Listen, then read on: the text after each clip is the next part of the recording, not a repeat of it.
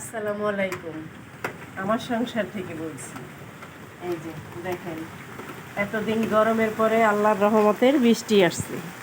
আল্লাহর রহমতের বৃষ্টি আজকে সকাল ভোর 5টার থেকেই হচ্ছে। আমার গাছটাও নতুন ফুল আসতেছে, আবার নতুন করে অনেক সুন্দর লাগতেছে।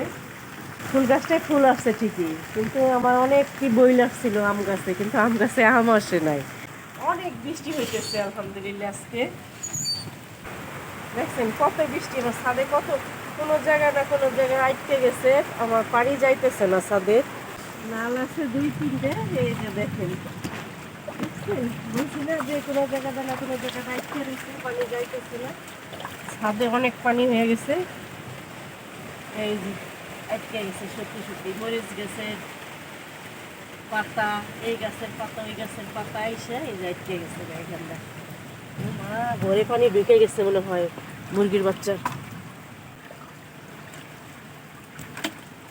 দেখছেন অনেক, আল্লাহ আল্লাহ, মুরগির বাচ্চার খুবই পানি ঢুকে গেল নি বাবা। একটু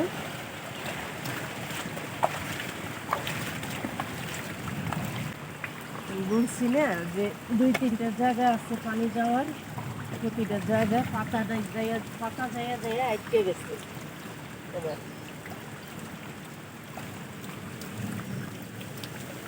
দেখছেন এই যে দেখেন এখন কিভাবে পড়তেছে পানি, এই যে সাইডে জানালা দিয়া এখন দেখেন কত দূরে যাইতেছে, অল্প সময় খালি হয়ে যাবে ছাদ।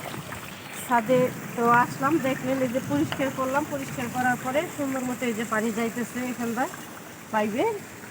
এই যে এগুলিতে আটকে থাকে, এই যে পাতা পরে গাছের পাতা পইরে পইরে আটকে থাকে। এই সাইডেও বইরে গেছে গা। এই যে আমার গামছা পইরে একেবারে শেষ বাসা। এই যে 3টা জায়গা দিয়ে পানি নামে আমার বাসা ছাদে। এই যে এই যে দেখেন আটকে দিচ্ছে, এগুলি আটকে থাকুনে পানিটা নামতে পারতেছে না, এর লিগে এত পানি হয়ে গেছে। আপনারা সবাই ভালো থাকবেন, সুস্থ থাকবেন, আর আমাদের জন্য দোয়া করবেন।